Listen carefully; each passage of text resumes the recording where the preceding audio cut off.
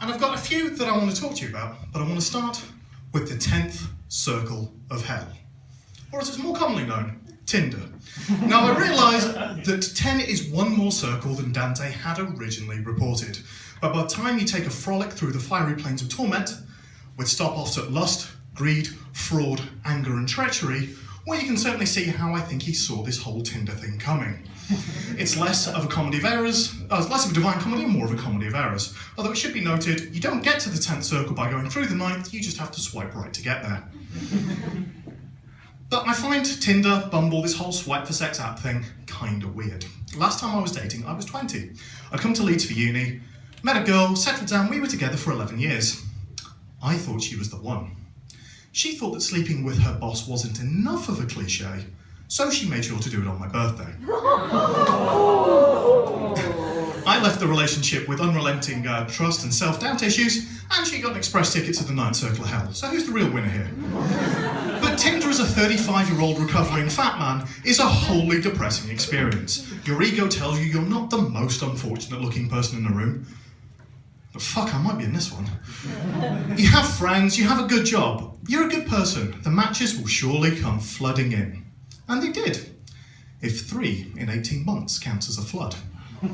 So I spoke to some of my female friends about this to try and get some pointers about what I was doing wrong. And I found out that they experienced Tinder very differently, very differently. Not only do they get matches with pretty much every swipe, but they get messages. Messages, mind. I thought this sounded amazing. Till they showed me the messages. Dear God, the messages. So, for those of you who've been messaged by guys on Tinder, you've probably got an idea of what's coming. For everybody else, how best to explain it to you? Who here remembers DuckTales? Any of you? For those of you who don't, DuckTales was a cartoon in the 90s. It follows Scrooge McDuck and his nephews Huey, Dewey and Louie in their wacky adventures in Duckburg. Now, Scrooge McDuck is rich. He is filthy rich. He is Warren Buffett, Bill Gates, the Sultan of Brunei, and double it. He is the kind of rich that most dragons aspire to be like. And he keeps all of his money in a big fuck-off vault, outfitted with a diving board, so he can dive into and swim through his money. And that's pretty much what it turns out being a woman on Tinder's like. Instead of money, it's dick pics. Dick pics everywhere. A plethora of penis, a cavalcade of cock. Thanks to my female friends, I think I've now seen more hard dick than my gay brother. Big ones, small ones, fat ones, thin ones, and one guy who I can only assume doubled as a fire extinguisher in his spare time. Damn thing haunts my nightmares, because I know it's out there. Lurking. Now, it might surprise exactly none of you that I hadn't really sent dick pics before this year. Part of that was not having somebody to send them to. Part of that was finding a zoom lens that would make it look appropriately acceptable.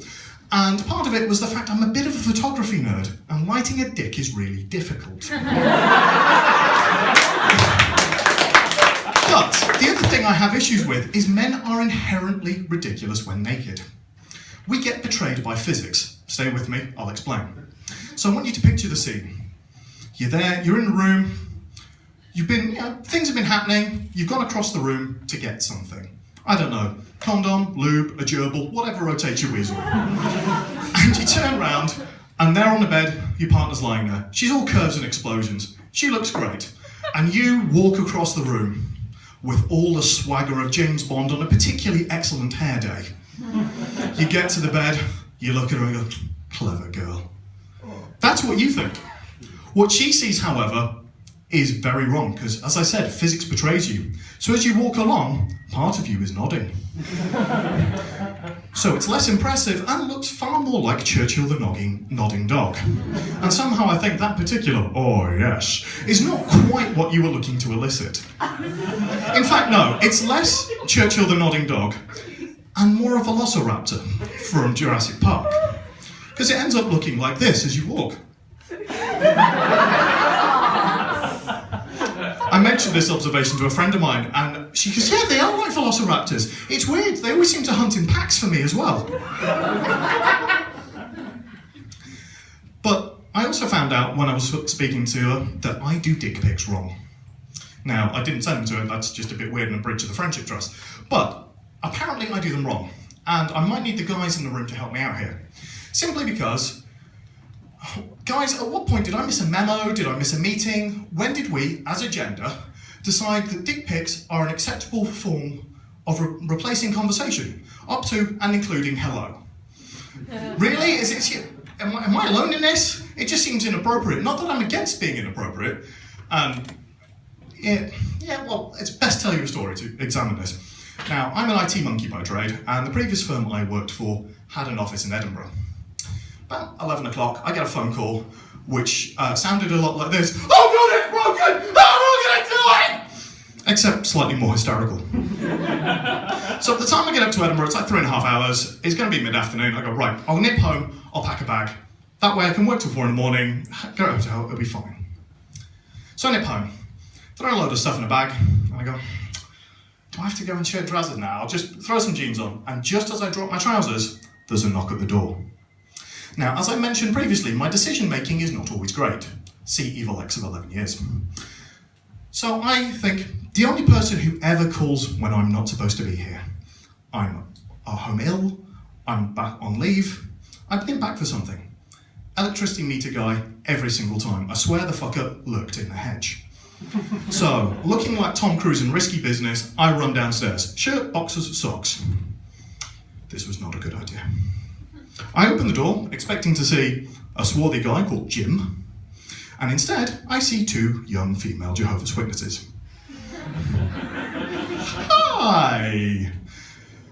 They immediately look me up and down. One of them starts blushing. I'm thinking, that's a bit of a weird response. I mean, I put my legs out, but it's not, All right, so they say, well, we're here today to talk to you about the Word of God. I was like, let me just stop you there, ladies. You've kind of caught me at a bad time. The one who was talking and wasn't blushing now is and says, yes, sir, I can see that. So if you want to come back another day, happily discuss this with you, but I've kind of got to finish packing and leave. No, yeah, okay, fine. So I close the door. I go, that was a bit brief. Oh. And sure enough, as I had run downstairs, cock and balls had fallen out of the fly of my boxers. But wait, it's so much worse. The place I used to live in had a number of steps. So I would have been about, my head would have been about here, which meant other parts of me would have been exactly at eye level. I've essentially just opened the door and gone, hello, ladies! Spend the entire trip going, I'm going to hell, I am going to hell, and more to the point, the police are going to be waiting for me when I get back. Now, as it turns out, the police weren't waiting for me, but we found something important though. They don't come back if you do this. For years, we didn't have any more visit. And in fact, the last 2 who came to visit were 2 very old gentlemen, one of whom I think was blind. So now that I've given away the prime secrets for avoiding Jehovah's Witnesses, I'm going to leave you to the rest of your evening. You've been lovely. Thank you very much.